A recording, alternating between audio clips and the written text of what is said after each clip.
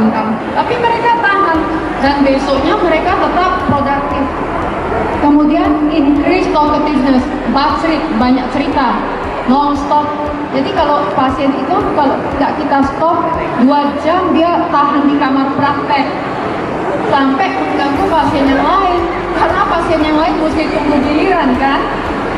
Adanya racing thoughts itu artinya pikirannya itu kejar mengejar, belum habis cerita ini cerita itu, jadi kita itu kelabakan, overwhelm. Jadi kita mesti memberikan suatu batas, udah ya, coba. Jadi kita mesti arahkan pasien, karena kalau kita ikut pasien 3 jam ya, nanti pasien-pasien yang lain pada marah. Kemudian mereka yang bipolar ini gampang sekali perhatiannya teralih dan ada peningkatan pada tujuan yang misalnya dia mau jadi manajer meningkatkan penjualan MW. Biasanya mereka suka jual MLM. Wah, hebat sekali mereka ya. Dan adanya psikomotor agitasi. Kalau dia diam dengan kita mesti lihat biological markernya. Dia nggak bisa duduk sit still, terus bergerak, dansa lah, ginilah, pokoknya non-stop. Tangannya dari ekspresi wajahnya ada biological markernya. Terus kalau dia duduk badannya goyang-goyang. Kalau dia duduk, kalau kita tenang kan, kalau mereka duduk gini-gini, biarpun perempuan. Jadi kita salah satu begitu kita melihat pasien, wow, kita mesti suspek dia ADHD atau dia memang orang yang bipolar ya. Mereka juga sering terlibat dalam high risk behavior, artinya mereka minum berlebihan, mereka bisa prostitut atau perempuan itu mereka seks yang bebas ya, sehingga mereka juga ada resiko untuk kena penyakit HIV karena mereka nggak mikir itu mesti pakai kondom atau ya hubungan itu nggak sejauh itu sebetulnya ya, tapi mereka sangat so akrab atau so mesra. Kalau pada depresi, mereka kalau pada episode itu mereka nggak pernah datang kepada kita, tapi mereka datang pada episode depresi. Pada waktu mereka moodnya low, kemudian loss of interest of pleasure, tidak ada minat. Jadi kalau kita bilang mau belanja ke H&M, nggak mau lah, maunya di kamar aja. Yang biasanya suka gym, nggak mau, hanya mau di kamar aja. Dan kita lihat dari matanya itu biasanya tidak ada apanya ya. You should look on people at the eye, karena eye itu bisa mirroring jiwa kita ya. Kemudian kita ada significant weight loss, ada berat badan yang berkurang, atau peningkatan atau penurunan daripada nafsu makan. Kemudian dia bisa melakukan perbuatan-perbuatan yang tidak ada purpose, tidak ada maksud. Mau tanam, bikin proyek di mana, di Batam, di sini, di sana, akhirnya bangkrut. Kemudian fatigue itu capek atau loss of energy, dia sering mengeluh lemas, letih, ya, tidak ada energi, kayak nggak ada baterai. Kemudian adanya rasa bersalah atau tidak berharga, ya. Setelah itu dia lemot pikirannya. Saya nggak bisa konsentrasi loh sekarang. Saya nggak bisa ngajar. Saya guru SD, tapi nggak bisa ngajar lagi. Kayaknya capek kali. Nggak bisa konsentrasi. Kemudian tidak bisa buat keputusan. Adanya pikiran-pikiran yang berulang tentang bunuh diri atau perilaku bunuh diri, ya, bisa secara aktif atau pasif. Kalau yang aktif memang mau gantung diri, hanging, atau minum obat yang banyak, minum Baygon, itu yang serius. Tapi mereka sering berpikir begini yang pasif, baiknya malam ini saya tidur terus mati aja. Jadi ini kita lihat ya, populasinya banyak sekali, kira-kira 5,6 juta jiwa menderita gangguan bipolar dan menyebabkan orang itu mengalami distress dan Distress artinya merasa menderita dan tidak bisa melakukan aktivitas sehari-hari pada episode depresi. Sebanyak 25-50% penderita bipolar pasti pernah melakukan percobaan bunuh diri, paling sedikit sekali selama hidupnya. Ada beberapa faktor pada gangguan bipolar, yaitu paling besar adalah faktor genetik, ya. Kemudian ada faktor neurokimia, hormonal, neurofisiologis, kemudian faktor psikologis lain, misalnya ada stres, ya, kurangnya dukungan sosial dari keluarga, dan orang-orang pada nggak mau berobat ke psikiater karena malu. Saya ini nggak gila kok mesti berobat ke psikiater. Saya hanya depresi aja kok nggak apa-apa. Terus kepribadian individu tersebut itu bagaimana? Kepribadian orang kan udah terbentuk sampai orang itu umur 18 tahun. Jadi kadang kita susah mengubah kepribadian seseorang. Kepribadian orang itu ada yang narsisistik, yang arogan, ada yang histrionik, suka cari perhatian, ada yang skizoid, pemalu, ada yang paranoid, suka curigaan, ada yang perfeksionistik, mau semuanya detail, sempurna, tidak boleh satu kata pun salah. Barangnya diletakkan, kalau ini di sini diubah sedikit, maka dia akan marah-marah pada bininya.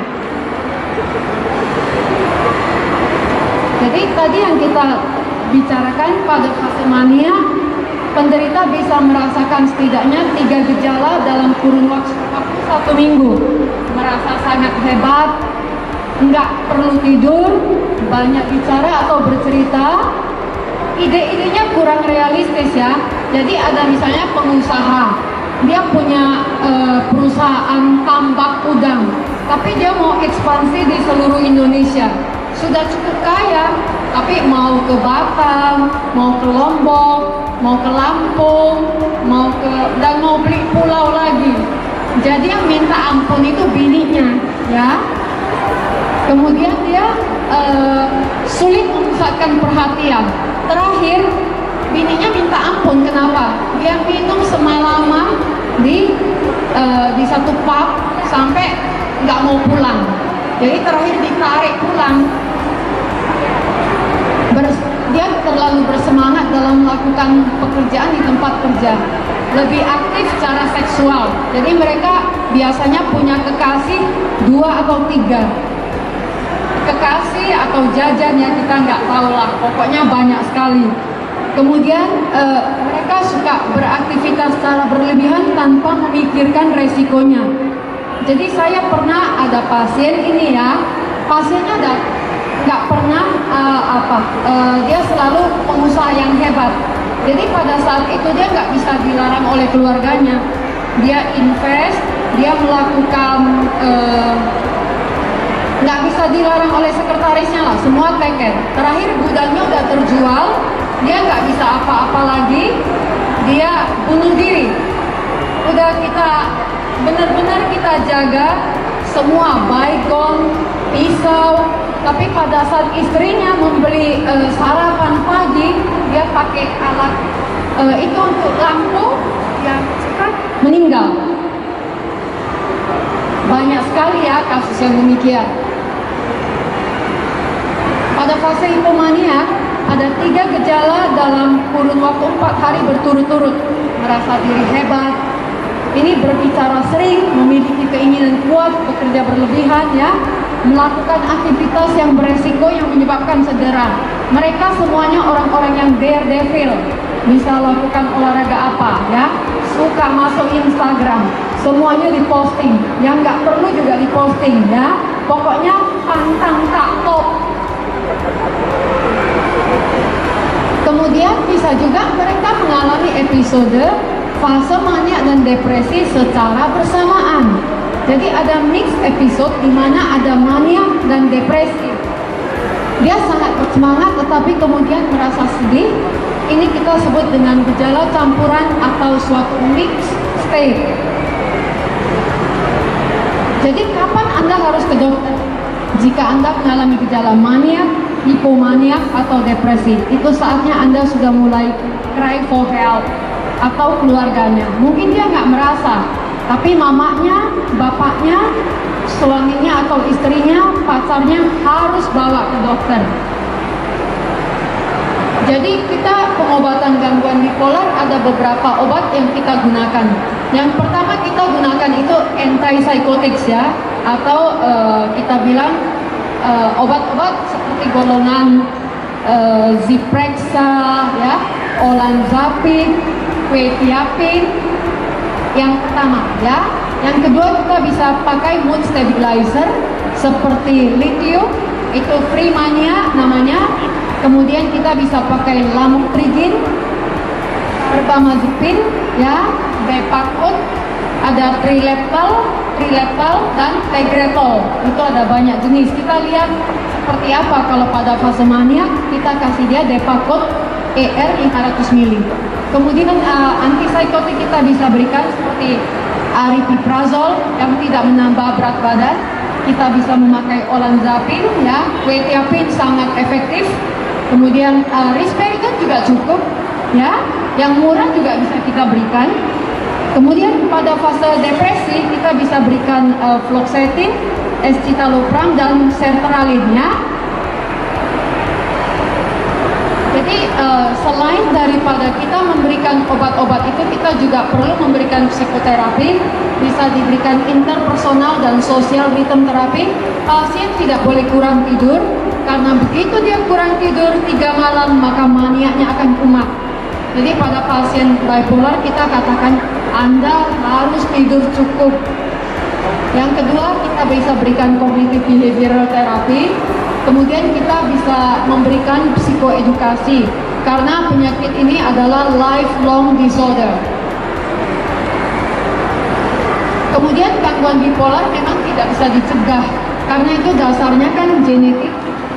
Namun ada upaya bisa kita lakukan untuk mencegah kambuhnya, yaitu berhenti konsumsi minuman beralkohol, kemudian menjalani terapi atau minum obat-obatan yang sesuai dengan resep dokter ya. Jangan, ya memang boleh tapi mesti dengan advice dokter. Kemudian tidak menyalahgunakan nafza. Nafza itu apa? Banyak sekali pada zaman sekarang.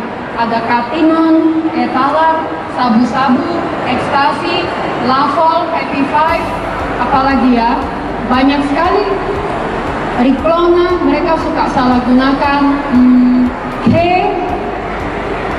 banyak sekali. Sekarang banyak sekali laboratorium di luar sabu-sabu ya, karena harganya lebih tinggi dari emas. Kalau emas 1 gram cuma 900, dia 1 gram 1.600.000. Sampai saya hafal harganya. Terus mengelola stres dengan baik ya, kita perlu ada apa-apa kita perlu ventilasikan dengan orang. Kemudian membangun hubungan baik dengan keluarga dan lingkungan sekitar. Belajar untuk bersabar, selalu fokus pada hal yang positif, olahraga, kita cukup waktu tidur dan istirahat, kemudian mengkonsumsi makanan yang bergizi lengkap dan seimbang, olahraga rutin harus ya, karena itu bisa meningkatkan endorfin. Jadi kalau orang itu lagi depresi, malas keluar, ayo Pak, kalau bisa 10 menit, 10 menit, kalau bisa 15 menit, 15 menit olahraga ya, apalagi berkebun, bagus sekali. Lalu apakah bipolar bisa disembuhkan? Bisa. Dia itu terkontrol dengan obat-obatan. Sama seperti kita sakit diabetes, kencing manis, semua penyakit ada obatnya kok, iya kan? Jadi kita harus ada kerjasama dengan pasien, rutin mengkonsumsi obat yang diresepkan dokter, ada dukungan daripada lingkungan dan tenaga medis ya, ada social worker juga, kita butuh semua. Slide lagi. Ini kita hindari kita memberikan label penyandang bipolar sebagai orang dengan mental yang lemah ya. Banyak orang-orang jenius yang bipolar ya. Terus kita berikan dukungan dan dengarkan mereka. kita berikan dukungan kepada mereka untuk menemui dokter dan berkonsultasi atas gejala yang mereka hadapi. Dan ini suami saya, Dr. Tan Kim Chiu. Jadi saya selalu, beliau kebetulan baru meninggal. Ini ada satu poin yang indah dari Sufi Jalaluddin Rumi. Jadi the garden of love is green without limit and yields many fruits other than sorrow or joy. Love is beyond either condition, without spring, without autumn. It is always fresh. I find this is so beautiful, and I dedicated this presentation to my beloved husband, Dr. Rudi Darwin, SPKK. If living in my church, I love him. Terima kasih banyak atas perhatiannya semua. Kalau ada pertanyaan yang mau ditanyakan, saya akan boleh ditanyakan. Baik, terima kasih banyak dokter. Boleh tepuk tangan dong sekali lagi. Boleh kita ke atas panggung sebentar untuk ngobrol-ngobrol ya dokter sambil menunggu untuk menjawab. Boleh pikir di bawah. Baik, Poler, yang pastinya juga udah dijelaskan mulai dari faktor-faktornya, terus juga efek-efeknya. Nah, sekarang mungkin kita buka sesi pertanyaan, 2 pertanyaan dari penonton. Ada yang mau bertanya, boleh? Ada Bapak di belakang, boleh, namanya siapa dengan pertanyaannya? Oke, terima kasih. Agak kuat. Oke dok, terima kasih. Saya mau bertanya. Ini kesempatan saya ada sebuah kasus Agak kuat coba. Namanya dulu Pak, namanya siapa? Saya perkenalkan, nama saya Tommy. Pak Tommy. Pertanyaannya apa?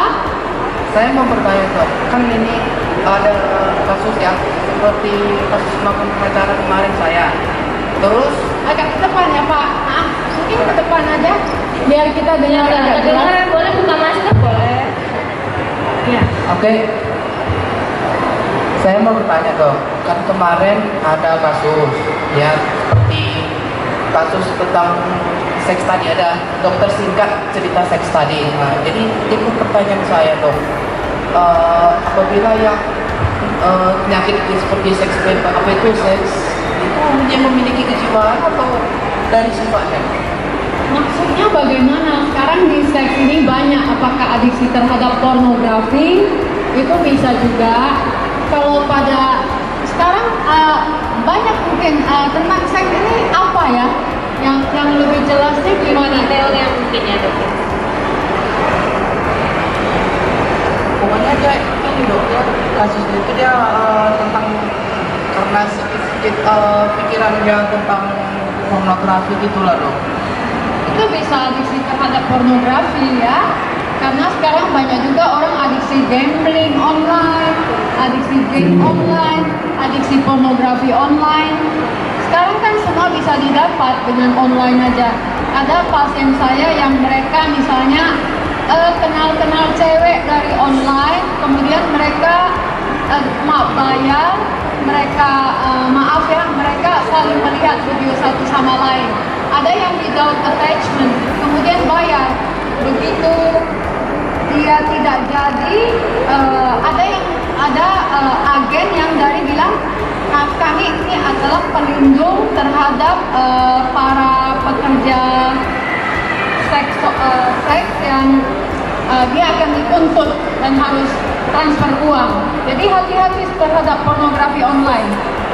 Ya, pertanyaan yang lain itu mesti tanya seks yang khusus ya. Oke, mungkin itu berarti itu termasuk gangguan jiwa atau enggak dok? Pertanyaannya. Bisa, kalau sudah menimbulkan distres dan disfungsi buat distres. Jadi penyakit jiwa itu kalau sudah dianya itu stres dan ada gangguan fungsi. Nah, gimana Pak? Udah terjawab ya? Terima kasih Pak Tommy. Mungkin satu pertanyaan terakhir dari pengunjung ada? Belum ada ya?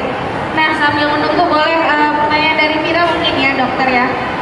Karena kan gangguan jiwa ini kadang-kadang banyak yang orang-orang yang terlalu pede, wah mengklaim diri sendiri, wah aku nih bipolar, saya nih gangguan jiwa. Nah, sebenarnya untuk mendeteksi diri sendiri yang benar itu untuk mendeteksi diri sendiri apakah dia terkena gangguan jiwa atau bipolar. Nggak apa-apa. sekarang kan banyak sekali online yang kita bisa deteksi diri sendiri. Tapi kalau kami sebagai psychiatrist, kami menggunakan yang mania rating scale. Karena untuk segala sesuatu itu ada scale ya, jadi ada dan itu tidak selalu benar. Betul. Karena kalau kami ada menggunakan episode hipomaniak itu, maniak itu sendiri 1 minggu dan dia itu sudah betul-betul maniak.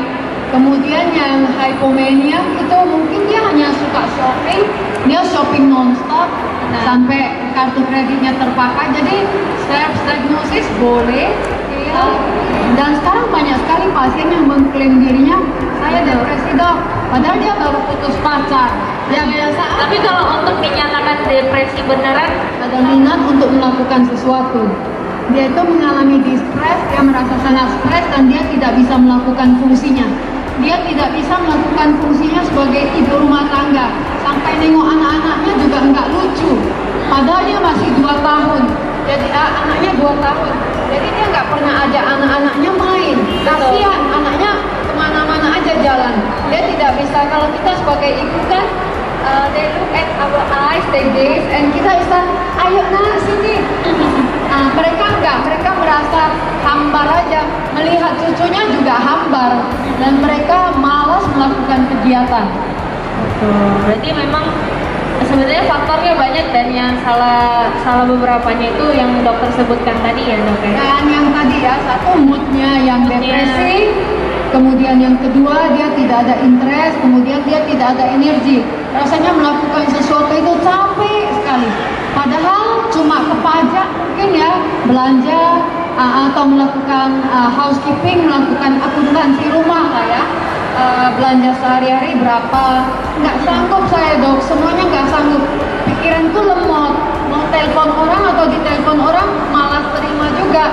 Dan mereka di kamar, ada kegiatannya selain tidur. Ada pasien saya yang tidur sampai 3 tahun, sampai tempat tidurnya itu mendelep. Habis itu, sesudah dia tidak depresi, mau dibawa ke rumah sakit Columbia, dia mau bunuh diri. Setiap kali di mobil, dia mau keluar. Terakhir dia begitu makan obat, sesudah mungkin 6 bulan, dia sembuh, sekarang dia sudah biasa-biasa.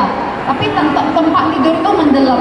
Jadi, kamar tidur juga ditutup, horden ditutup, jadi nggak ada yang nampak.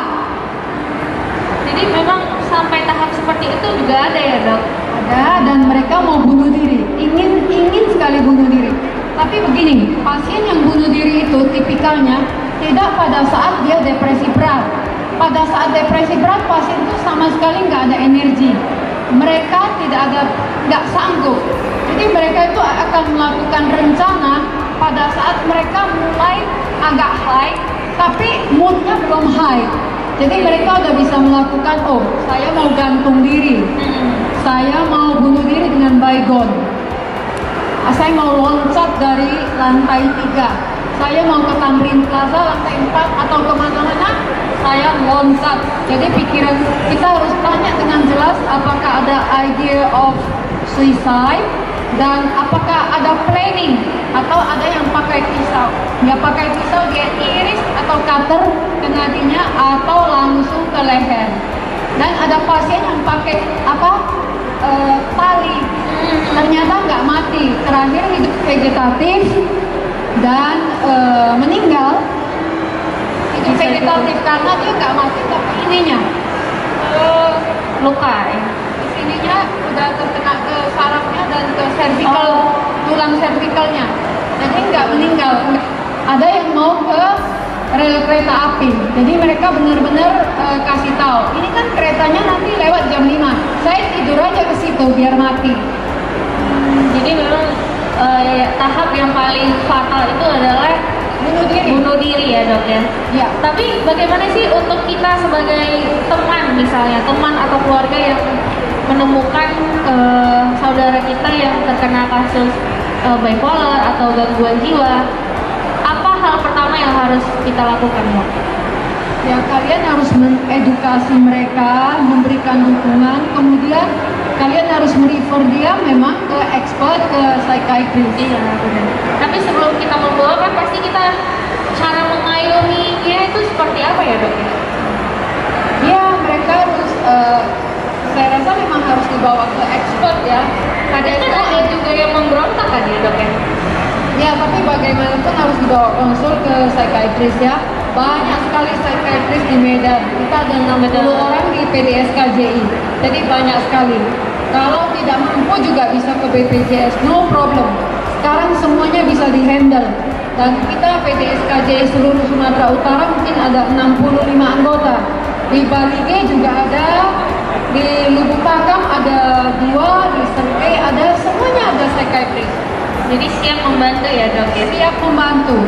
Semua orang dengan mental illness akan dibantu oleh psychiatrist. Nah, untuk dokter sendiri bagaimana sih cara mengatasi kejiwaan dan pada pasien-pasien dokter yang konsultasi bersama dokter? Ya kita harus pertama diagnosis dengan tepat. Kalau kita bisa diagnosis dengan tepat, baru kita bisa berikan pengobatan yang tepat. Jadi jangan dikira kalau orang depresi itu hanya depresi. Kita nggak tahu hipomanianya, jadi kita miss that episode. Jadi kita menganggap dia depresi unipolar. Padahal ini depresi yang bipolar. Jadi memang ya itu dia tadi mengenai depresi bipolar yang dimana sebenarnya nggak bisa diklaim diri sendiri ya dok. Bisa tapi dan itu belum benar-benar akurat ya dok ya. Iya benar, boleh itu membantu ya, semuanya membantu. Tapi mungkin untuk yang lebih akurat kita harus ke psychiatrist ya. Banyak orang sekarang klaim dirinya, oh saya bipolar, kayaknya very cool gitu. Ya benar. Karena mereka lihat, oh Marshanda juga bipolar kok, Demi Lovato juga bipolar, Ikut saya tren. bipolar gitu. Jadi ikut tren, padahal ya sebenarnya itu kan sebuah penyakit ya dok ya bisa dibilang ya. Nah mungkin ada tips nggak buat dokter yang mungkin ya anak zaman sekarang kan punya problemnya sendiri, bagaimana cara mengatasi problemnya tanpa berlarut-larut hingga stres hingga depresi gitu dok? Mereka harus konsultasi ke psikiatris atau ke psikologis ya. Kalau hanya masalah-masalah yang biasa mungkin bisa konsul ke psikologis.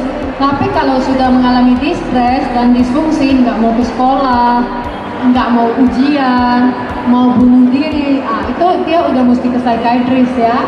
Kalau hanya yang biasa, ya mungkin mereka harus ke psikologis.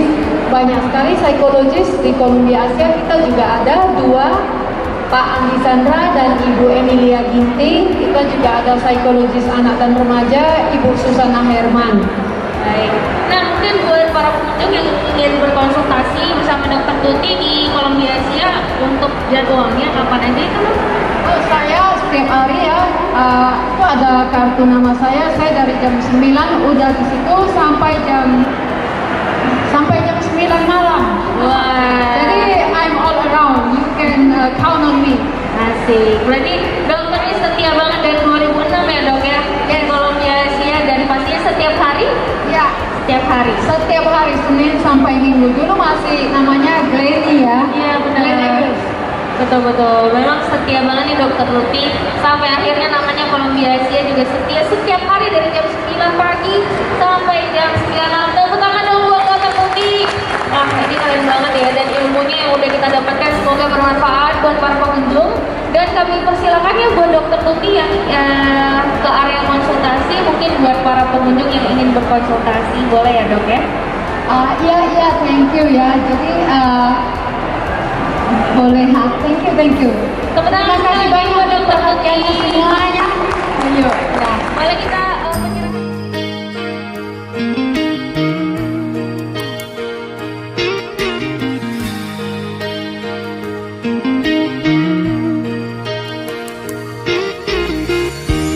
Am I really here in your arms? It's just like I dreamed it would be.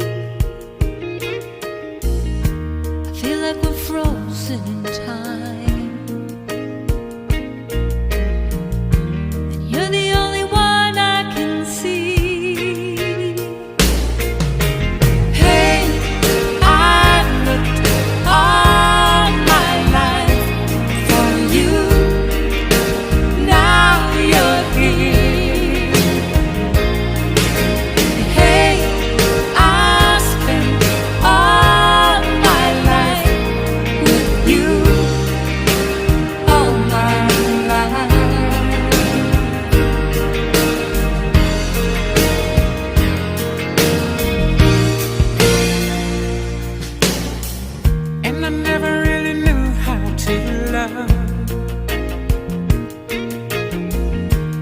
just hope somehow I'd see. And oh, I asked for a little help from above. Send that angel down to me. Hey, I've looked all my life for you. Now you're here. Hey, I'll spend all my life with you. All my life.